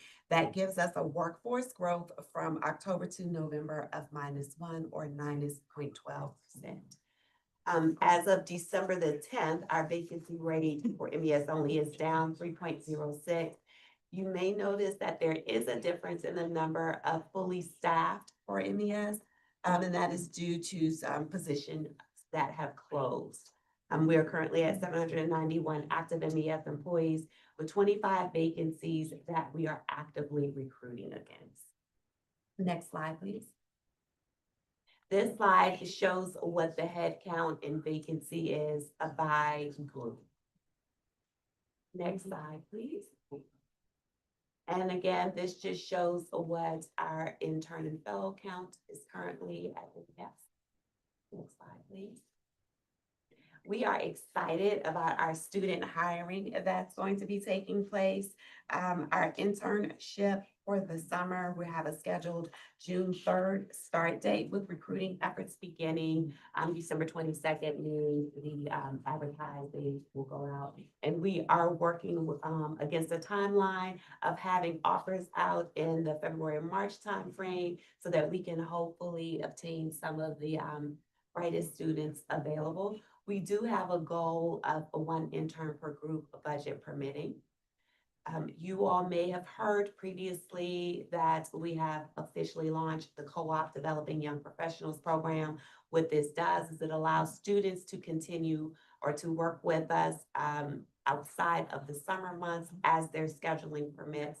And this just shares some of the parameters regarding that. And we are excited that we do already have a couple of individuals who are working in that capacity with us. Next slide, please. In the month of December, no surprise that we had fewer recruiting events than we have in past years. Of the 4 recruiting events for December, the 3 have been diversity focused events. Next slide. We are in the process of preparing for our supervisor and manager training program for 2026. We are excited to be able to make this investment in our employees. We currently have 24 supervisory students, 20 managerial students who will be participating. And I believe that is the last slide. Thank you. Any questions for Dr. Gross? Hearing none, we are still in the human resources arena, and Dr. Johnson is going to present a committee report from the last HR committee meeting. Last HR committee meeting, we took action on at that time 10 HR policies for review and approval. That's been reduced to 9 from 10, and 1 that's being taken away with the annual leave. So what we did at the meeting was to look at them as a group. There were no questions by the committee members, and we were able to approve them all at once. So what I'd like for you to do is to consider whether or not there are some that you'd like to pull out that we talk about individually, or whether or not after looking at them, what we can do is vote on them all at the same time since lunch is on the way.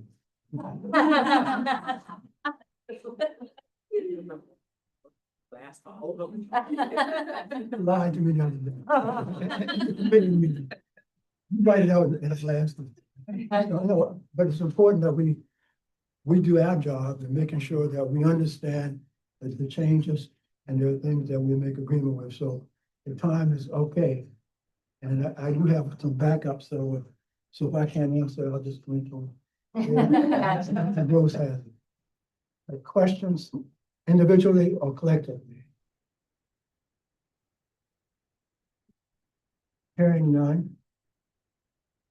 Is there a motion that the 9 policies be approved as presented?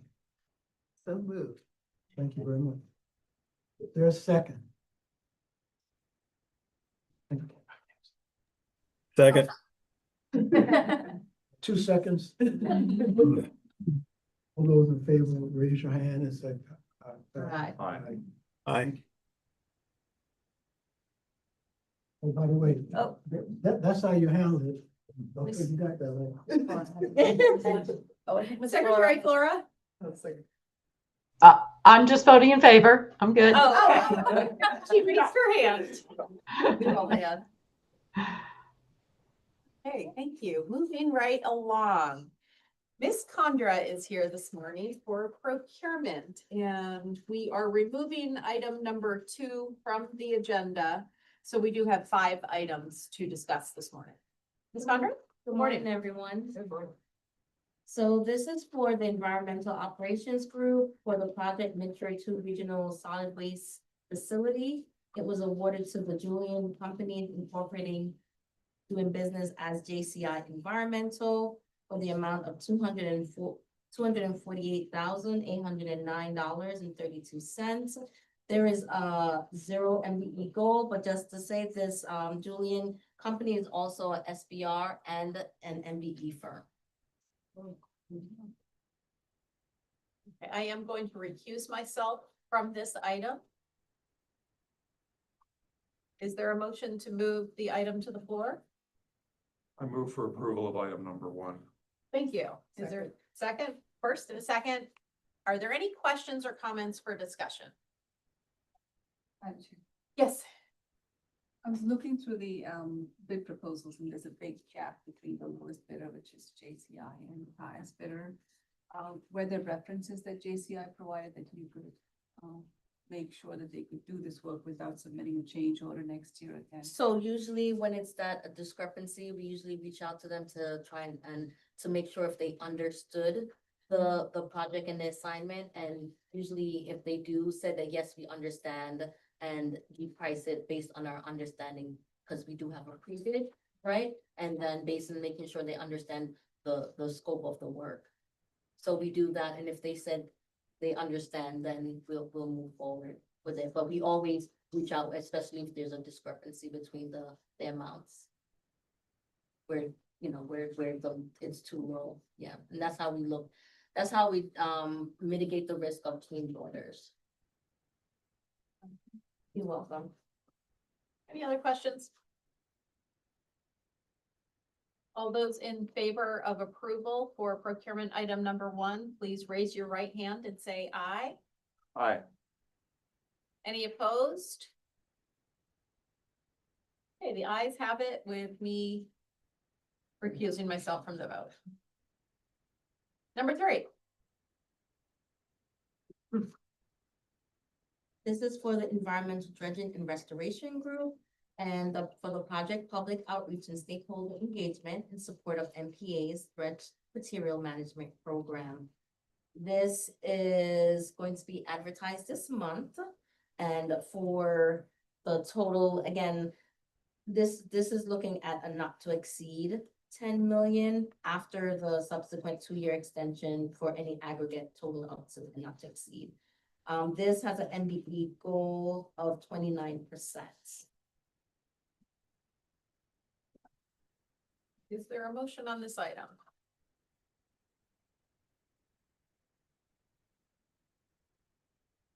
So moved. Is there a second?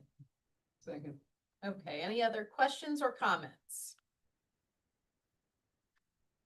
Hearing none, all those in favor of moving forward with the RFP for item number 3, please raise your right hand and say aye. Aye. Aye. Any opposed? The ayes have it. Number 4. This is for the Environmental Dredging and Restoration Group again, for the project line cleaning, inspection, and repair at Dundalk Marine Terminal and Hawkins Point Landfill. It was awarded to Mobile Dredging and Video Pipe Incorporated for the amount of $2,023,650, and the MBE goal for this is 7%. Is there a motion for procurement item number 4? Is there a second? Second. Okay, any questions or comments? We have a couple. Okay, Ms. Joes. Was mobile dredging and video the only bid you received? Yes, it was the only bid. And usually when we get a bid, a single bid, we go and ask for the best and final offer, where we work with the group to say, okay, looking at from an engineer's estimate to say, hey, does this make sense? Is it in line, right? And I'll always ask them for their best and final offer on certain line items that we saw. So was this within 5 or 10% of the engineer's estimate? Yeah. Mm-hmm. No, that was my question. Okay. Excellent. Any other questions or comments? 2 for 1. Everybody well saved. Okay, hearing none, all those in favor of approval of the contract for procurement item number 4, please raise your right hand and say aye. Aye. Aye. Any opposed? Okay, the ayes have it. And then we are at number 5. So this is for the Environment Operations Group for the project ECI cogeneration. It was awarded to Siemens Energy Incorporated for the amount of $202,650. And this is a MBE goal, 0%. This is due to, this is an OEM, so it's a original equipment manufacturer, and there were no subcontracting opportunities there. There a motion for procurement item number 5? And a second? Second. Thank you. Any questions or comments? Question is that drawing on the paper actually what we're procuring? It is very, it looks like a robot. Any other questions? All those in favor of approval, please raise your right hand and say aye. Aye. Any opposed? And the ayes have it. Number 6. So this is for the Environmental Operations Group again, for the project Ground Station Roads Landfill Street Sweeping. It was awarded to Atlantic Sweeping and Cleaning Incorporated for the amount of $218,060, and it has an MBE goal of 5%. And just to note that Atlantic Sweeping and Cleaning is also, the prime is also at MBE.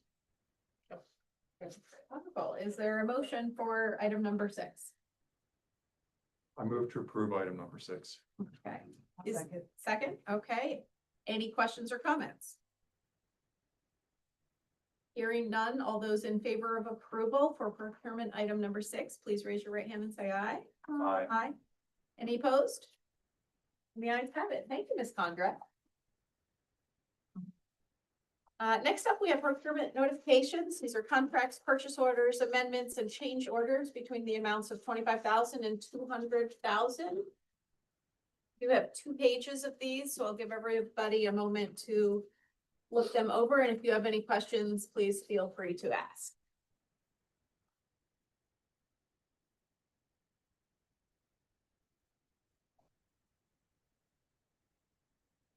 Okay, hearing none. Legal report, Ms. Carroll. Thank you, Madam Chair. Please do.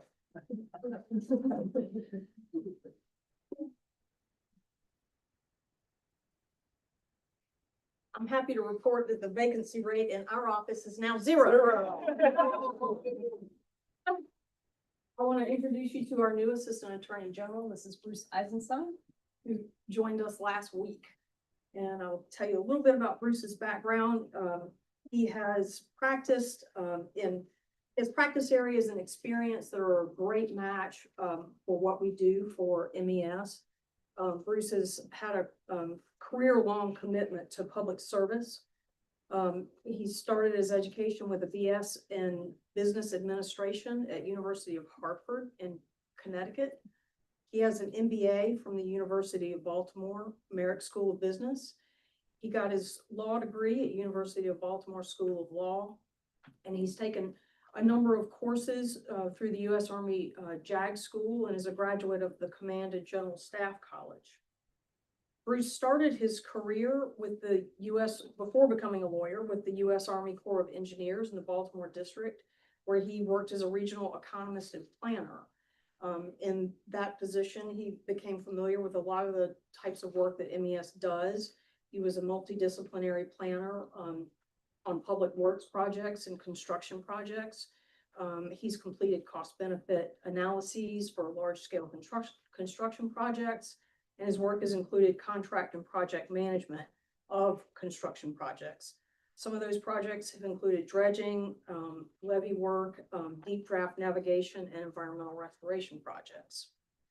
Bruce, after becoming a lawyer, had about a 20-year career in private practice in his own civil litigation firm. And alongside that, he had a long career in the U.S. Army Reserve JAG Corps. And he retired from the JAG Corps in 2024 as a lieutenant colonel. He worked his way through JAG Corps. He was trial attorney for soldiers facing a variety of charges and adverse administrative actions, including separations. He worked as a team leader on providing legal assistance to soldiers both in bases in the US and overseas. He worked as a deputy regional defense counsel in the Great Lakes region and had over 30 JAG soldiers on his team. And he was when he retired from the JAG Corps, he was a team leader in the administrative law team serving the military district of Washington, handling complex investigations and actions. So along that reserve service, he had a private practice where he represented clients in all Maryland state and federal courts. He has civil and administrative experience, has trial experience. He's done tort cases and complex workers' comp cases. Most recently, Bruce spent about 3 years as an attorney advisor, again, for the U.S. Army Corps of Engineers in the Baltimore district. He works on real estate matters, complex contracts, permits, licenses, ethics issues, and legal sufficiency reviews of transaction and other project documents. So we are thrilled to have him. We think he's a great fit for our office. So Thank you. well,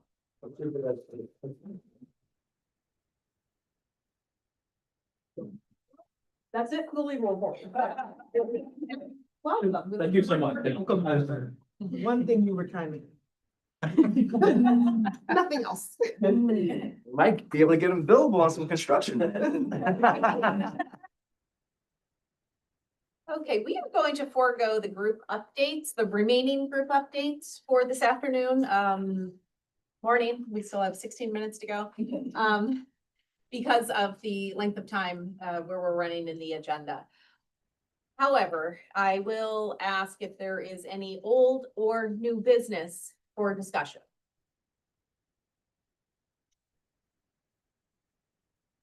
Okay, crickets, thank you. Next up on the agenda, we have a closed session. Gotta go past. And this closed session is closed under General Provisions Article 3-305B to consider the acquisition of real property for a public purpose and matters directly related thereto, and to consult with staff consultants or other individuals about pending or potential litigation. If anyone objects to the closing of the meeting, please contact MES at www.menv.com/contact-us-.